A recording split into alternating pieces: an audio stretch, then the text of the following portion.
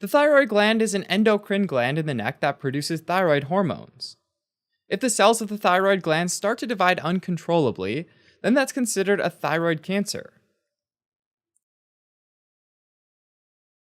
Normally, the hypothalamus, which is located at the base of the brain, secretes thyrotropin-releasing hormone, or TRH, into the hypophyseal portal system, which is a network of capillaries linking the hypothalamus to the anterior pituitary.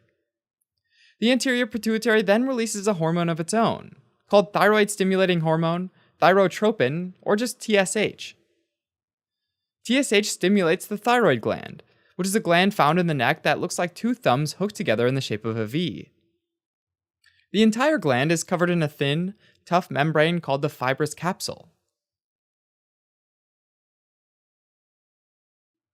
If we zoom into the thyroid gland, we'll find thousands of follicles, which are small, hollow spheres whose walls are lined with follicular cells, and are separated by a small amount of connective tissue. Follicular cells convert thyroglobulin, which is a protein found in follicles, into iodine-containing hormones, triiodothyronine, or T3, and thyroxine, or T4. Once released from the thyroid gland, these hormones enter the blood and bind to circulating plasma proteins. Only a small amount of T3 and T4 will travel unbound in the blood, and these two hormones get picked up by nearly every cell in the body.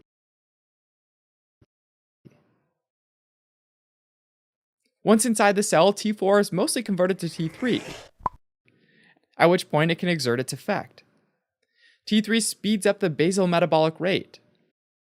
So as an example, they might produce more proteins and burn up more energy in the form of sugars and fats. It's kind of like the cells are in a bit of a frenzy. T3 increases cardiac output, stimulates bone resorption, which thins out the bones, and activates the sympathetic nervous system, which is the part of the nervous system responsible for our fight or flight response. Thyroid hormone is important, and the occasional increase is like getting a boost to fight off a zombie, or to stay warm during a snowstorm. Thyroid hormones are also involved in a number of other things, like controlling sebaceous and sweat gland secretion, hair follicle growth, and regulating proteins and mucopolysaccharide synthesis by skin fibroblasts. The thyroid is also made up of parafollicular or C cells, which are near the follicles. These cells produce calcitonin, which is a hormone that lowers blood calcium levels by inhibiting osteoclasts. Osteoclasts are bone cells that break down bone tissue, which frees up the calcium to enter the bloodstream. Calcitonin also inhibits renal tubular cell reabsorption of calcium, allowing the calcium to be excreted in the urine. DNA mutations can cause thyroid cells to become cancerous. For example, a mutation might change a proto-oncogene like RET and BRAF, which are genes that code for proteins that promote cell growth and proliferation, into oncogenes. That would mean that the proteins force the cell to be stuck in the on position, always dividing, and that causes the thyroid cell to turn into a tumor. There are other genes called tumor suppressors, like PTEN, that normally slow down cell division, or make cells die if they divide uncontrollably. DNA mutations might also turn off tumor suppressor genes, which allows thyroid cells that try to divide uncontrollably to go unchecked. Over time, a thyroid cell that divides uncontrollably will lead to a lump of cells within the thyroid, called a nodule. Most often, nodules are non-functional, so they don't produce thyroid hormones, and these are called cold nodules. Now, there are three main types of thyroid cancer: differentiated, medullary, and anaplastic. In differentiated thyroid cancer, the cancer arises from follicular cells, and it's known as differentiated because the cancer cells look and act like normal thyroid cells. Within the differentiated thyroid cancers, there are three groups: papillary, follicular, and Hürthle cell carcinoma. The first group, papillary carcinomas, represents the most common form of thyroid cancer and is associated with RET and BRAF gene mutations, as well as exposure to ionizing radiation during childhood, as was seen in kids near the Chernobyl nuclear power plant accident. The name papillary refers to the fact that these tumors have finger-like prolongations of follicle cells known as papillae that tend to grow slowly towards nearby lymphatic vessels and invade nearby lymph nodes in the neck. Under the microscope, the nuclei of papillary carcinoma cells contain very few proteins and a small amount of DNA, and that gives the appearance of an empty nucleus, sometimes called an orphan Annie nucleus, based on an old famous cartoon character. Another feature are psammoma bodies, which are calcium deposits within the papillae. The second type, follicular carcinomas, also known as follicular adenocarcinomas, represent the second most common form of thyroid cancer. This type of thyroid cancer is more frequently associated with countries where people have low dietary iodine, but is also associated with the activation of RAS oncogene or the deactivation of the tumor suppressor gene PTEN. In follicular carcinomas, the tumor develops from the follicular cells and grows until it breaks through the fibrous capsule.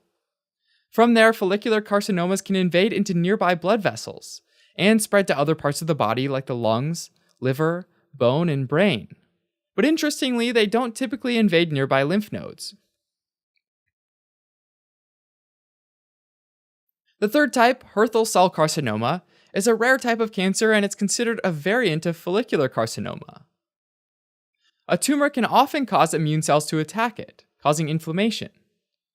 Follicular cells in the thyroid adapt to cellular stress like inflammation by becoming Hürthle cells. They do so by increasing the production of mitochondria, which fills up their cytoplasm and gives it a granular appearance and stains pink. These cells are also seen in disorders like Hashimoto's thyroiditis, where the thyroid is also inflamed. Like in follicular carcinomas, Hürthle cells form neoplastic tumors that break through the fibrous capsule and invade via the bloodstream. So, moving beyond the differentiated thyroid cancers, there are the medullary thyroid carcinomas, which arise from C cells. There's a higher concentration of C cells in the upper one-third of the thyroid medulla, which is where these tumors usually arise. Most of the time, it forms because of a spontaneous mutation in the RET oncogene, and it's usually a single carcinoma in one lobe of the thyroid. But sometimes it can arise as part of an inherited mutation, like in familial medullary thyroid carcinoma, which runs in families. And in those cases, there can be multiple carcinomas across both lobes. It can also be associated with a hereditary condition called multiple endocrine neoplasia, or MEN, type 2A and 2B. In these conditions, one or more of the endocrine glands, like the thyroid gland, parathyroid gland, and adrenal gland, develop tumors. Under the microscope, medullary thyroid carcinoma is made up of spindle-shaped cells, which are called that because they're long and skinny, like a spindle that's used to spin fibers into thread. C cells in the tumors make excessive amounts of calcitonin, which deposits between the C cells. Calcitonin is a protein hormone, so as the calcitonin deposits, the resulting clumps of protein stick together and form fibrous deposits called amyloids around the C cells. Tumors formed by C cells can also release other hormones, like serotonin and vasoactive intestinal peptide, which can cause increased gastrointestinal motility. Finally, there are the anaplastic thyroid carcinomas.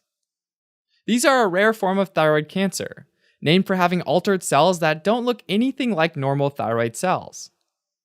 It might be that these tumors derive from an existing papillary or follicular cancer, where the cells mutate even more and become unrecognizable.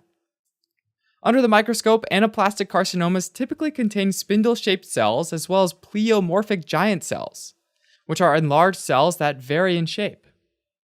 These cancers are the most aggressive compared to the other thyroid cancers. They often grow beyond the fibrous capsule of the thyroid gland and invade nearby structures. Most often, the first sign of thyroid cancer is a solitary, painless nodule in the thyroid gland. Typically, the hard and immovable nodules are more likely to be tumors. If the tumor gets too big or invades the larynx or esophagus, It can cause hoarseness and trouble swallowing. Thyroid cancers are non-functional, so they usually don't present with signs of hyper or hypothyroidism. In medullary thyroid carcinoma, release of vasoactive intestinal peptide leads to diarrhea, and increased serotonin levels leads to flushing of the skin. The diagnosis of thyroid cancer often starts with imaging studies, like a thyroid ultrasound, which can help identify a thyroid nodule. Calcitonin levels are usually elevated in medullary thyroid carcinomas. A radioiodine scan can also be useful, and that's where radioactive iodine is ingested and taken up by cells that make thyroid hormone. Usually, thyroid tumors don't make thyroid hormone, so they're cold nodules. The best way to be sure, though, is to use fine needle aspiration, where a thin needle is used to take small tissue samples from the thyroid nodule, in order to identify the type of tumor. The treatment of thyroid cancer depends mostly on the type of cancer and how it's spread. Options include partial thyroidectomy, where the affected part is removed, or total thyroidectomy, where the entire thyroid is removed, followed by thyroid hormone replacement. Alright, as a quick recap, thyroid cancer is a cancer that forms in the thyroid gland, and it arises from either follicular cells or C cells. There are 3 main types of thyroid cancer: differentiated, medullary, and anaplastic. All the differentiated types arise from follicular cells, and the most common type is papillary carcinoma. Medullary carcinomas arise from the C cells of the thyroid, which produce calcitonin. Diagnosis usually starts with a thyroid ultrasound, and it's confirmed with a fine needle aspiration. Treatment consists of a total or partial thyroidectomy.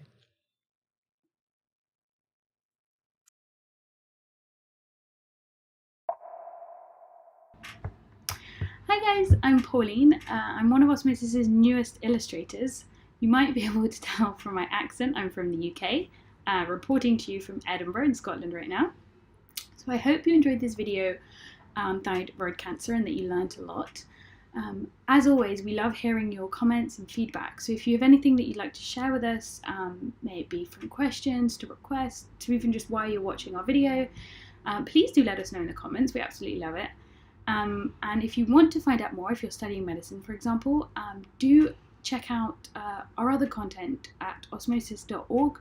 We've got loads of other videos that we don't release on YouTube, as well as related questions and flashcards that you might find useful to test yourself. So that's all from me. Bye, guys.